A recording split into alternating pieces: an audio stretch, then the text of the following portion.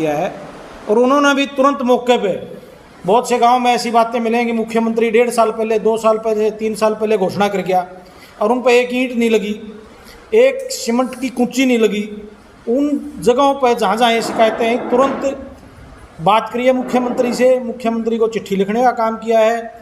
मेवात में जिस तरह ड्रेन में पिछले 4 साल से पानी नहीं आया था, लोग मर रहे थे, वहीं बात की, उस ड्रेन में अगले दिन पानी आ गया।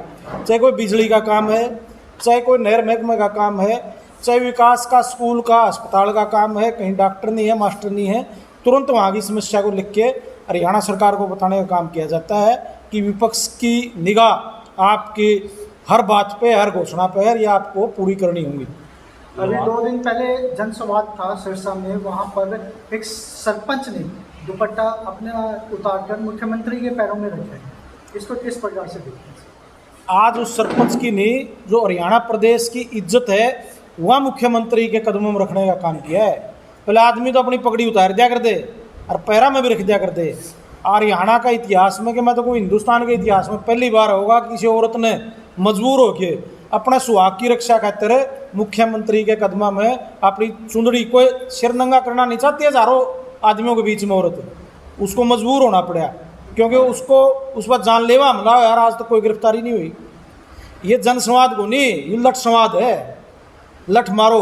आपने देखा नहीं, कह रहा था बोला इसका लठ मारो ही तो आप पार्टी का है, नहीं कह रहा था जज का दिमाग खराब है, जज का दिमाग ठीक कर दो, ये और दूसरी पार्टी की है, इसको निकालो बाहर। अरे फिर तू बीजेपी कार्यकर्ता मीटिंग कर ले, जनसंवाद का नाम क्यों दे रहा है इसको? जितना आप वाला नहीं चाहिए, कांग्रेस वाला नहीं चाहिए, लोक दल वाला नहीं चाहिए, बीएसपी वाला नहीं चाहिए, कोई भी नहीं चाहता, तो फिर अपनी पार्टी के लोगों ने बुला ले और बुलवाए, ढोल बजवा ले उस पर स्वागत के, गुणगान के, बाकी तो किसी का काम करना नहीं। लोहान साहब, स्वास्थ्य सेवाओं की बात करें तो स्वास्थ्य सेवाएं जो है आम जन को नहीं मिल पा रही है, जो कि अनिल विज है वो प्राइवेट हॉस्पिटलों का तो शुभारंभ कर रहे हैं और अपने हॉस्पिटलों पे ध्यान नहीं दे रहे। तो फोटो खिंचाण पे है उसका जोर कि ये थाना में बढ़ जाएगा, ठीक ठाक कर्मचारी जो हाजिर पाए जाए उन्हें सस्पेंड कर देगा। आज सारा मंथली चलने लग रही है, सट्टे के कारोबार चलने लग रहे हैं, सारे जो गैंगस्टर हैं वो वारदात बाहर कर छुपा हरियाणा में आ गए हैं। जो इसका काम है वो तो मंत्री जी कर नहीं लग रहा, फोटो खिंचवा देगा, गब्बर आ गया मंत्री, इस तो फद्दू मंत्री नहीं देखा भाई। आपने देखा होगा एक कितना बड़ा अस्पताल आपके सिविल हॉस्पिटल है बिल्कुल सामने, जो स्वास्थ्य मंत्री प्राइवेट अस्पताल का उद्घाटन करेगा तो सिविल हॉस्पिटल में कौन बढ़ेगा, कौन उन डॉक्टरों की इज्जत करेगा, कौन इसकी व्यवस्था को सुचारू रूप से रख पाएगा? सरकार की जो स्वास्थ्य सेवाएं हैं, आज जो गामा महीने हॉस्पिटल खोल रहे हैं, बिल्डिंगों पर कई करोड़ रुपये खर्च कर दिए, कमीशन खाए गए, डॉक्टर तो को नहीं, डॉक्टर की सीट 22 हैं, डॉक्टर 2 हैं। सिविल हॉस्पिटल में मैं खुद जो गया था तो मैंने कहा अभी दवाई चाहिए, पर्ची पे जो डॉक्टरों ने दवाई लिखी वो दवाई नहीं मिली, और सीएम पीएमओ से मिला तो पीएमओ ने हाथ खड़े कर दिया कि हमारे पास बजट नहीं है। और हालांकि सरकार जो है बड़े बड़े यहाँ पे दरवाजे बनाने की कह रही है हिसार के अंदर, पूरा बजट है इनके पास, गरीब आदमी के लिए बजट नहीं है। या तो रिकॉर्ड की बात है, जो आप कहीं भी 16-17 का बाईपास पे हॉस्पिटल नहीं बन लग रहे, या साइट क्या कहते थी आप मुझे नहीं बताओ, या सरकारी हॉस्पिटल की साइट थी, सरकारी हॉस्पिटल यहाँ आना था, शिफ्ट होके बहुत बड़ा हॉस्पिटल बनना था, आज पैसे कमाने लग रहे हैं। आज उसमें इन्होंने कोई 2 एकड़ का, कोई 1 एकड़ का, कोई आधा एकड़ का, कोई 5 एकड़ का, इतने प्राइवेट साइट बना दिए और उसको बेच के और अपना खजाना भर लिया ताकि फिर वो आगे उसको लूटना काम कर सके। सिविल हॉस्पिटल तो वो बहुत पुराना बना हुआ है, उसमें पानी भरजे है, उसमें किसी भी तरह कितना रेनोवेशन पर पैसा लगावा, करोड़ों रुपये खाजे हैं, उसमें वो व्यवस्था बन ही नहीं सकती। इसीलिए ये नई जगह पे प्रोजेक्ट शुरू होना था, लेकिन उसको बेच दिया प्राइवेट हॉस्पिटलों को। ये तो रही सत्तारूढ़ पार्टी की बात। आपकी पार्टी की बात करें तो सत्ता में आने के लिए प्रयास कर रही है, तो क्या किन मुद्दों को लेकर के चल रही है? मुद्दे तो सारे हैं।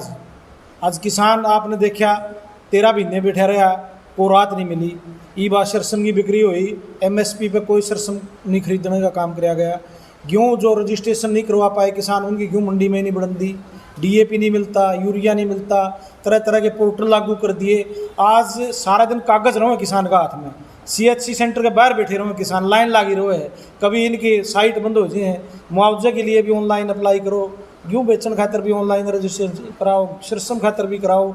आज पूरा परिवार में एक आदमी ऐसा चाहिए जो सारे दिन कागज ठाए आने जाए। सरकार की परिवार पहचान पत्र के बारे में क्या कहना चाहेंगे, जो एक ही पत्र के माध्यम से सारी सुविधाएं दे रही है? एक पत्र कड़ा या 20 पत्र हैं। ये फैमिली आईडी तो लोगों की बुढ़ापा पेंशन बंद करने खातिर, और जो बच्चे नौकरी गरीबाएँ लग जाते उनकी मान ले 10 की ज्वाइंट इनकम दिखाएगी उनको नौकरी से बाहर करने खातिर, ये तो लोगों को जो सुविधा है उनसे वंचित करने के लिए बनाई गई फैमिली आईडी। पूरा राशन कार्ड तो ठीक काम चल रहा था।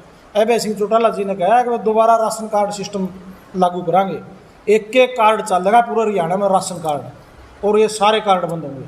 कर्नाटक इलेक्शन के बाद कांग्रेस जोश में है, इनेलो का जोश कितना है, क्या सोच? कांग्रेस पार्टी का राज आओगे तो कांग्रेस पार्टी जोश में होगी।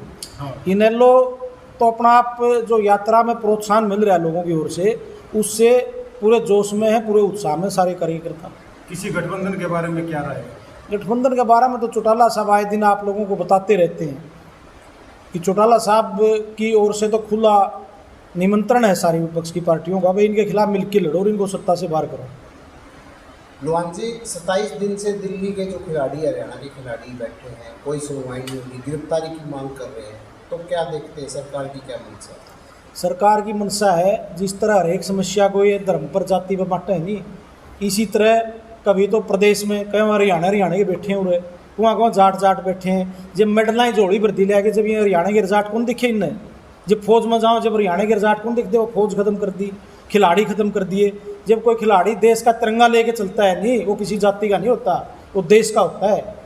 और जब वाह लुटनी हो मीडिया के सामने, जब तो अपनी बेटी बताते हो, उनके लिए डिनर का आयोजन करते हो, और जब उनकी इज्जत पर हाथ आवे तो फिर एक नीच के बैठ जाओ। फिर ये कोई सरकार है, कोई प्रधानमंत्री है? बात करें गवर्नमेंट जॉब तो खत्म हो चुकी है। प्रधानमंत्री जी कहते हैं कि अपना बिजनेस करो। जब लोग ठेला शुरू करते हैं तो उन्हें ठेला तक नहीं दिया जाता, जो ठेला लगाते हैं उनको मार मार कर हटा दिया जाता है। पिछले दिनों एक IAS गिरफ्तार हुआ है, विजय कुमार दहिया, जो कौशल रोजगार है नहीं, जो ये कह रहे हैं स्टार्टअप, उसमें हज़ारों करोड़ का घपला तो आपका हरियाणा में है। 100 करोड़ रुपए जारी कर दिए, एक महीने में 10% ले गए। 6500 बच्चों की हाजिरी के पैसे लिए जा रहे हैं, और मौके पर कितने पाए? 1200। आधे सेंटर में ताले लगे मिले। तो रोजगार तो युवाओं के लिए जो पैसा लौट रहा है नहीं, ये खान लग रहे हैं बीजेपी के एजेंट दलाल, जिन्होंने कौशल का नाम से अपने सेंटर खोल रखे हैं कागजों में, और बच्चे दिखा रहे हैं 100 बच्चा के नाम लिखे रोड तो पैसे ले आए।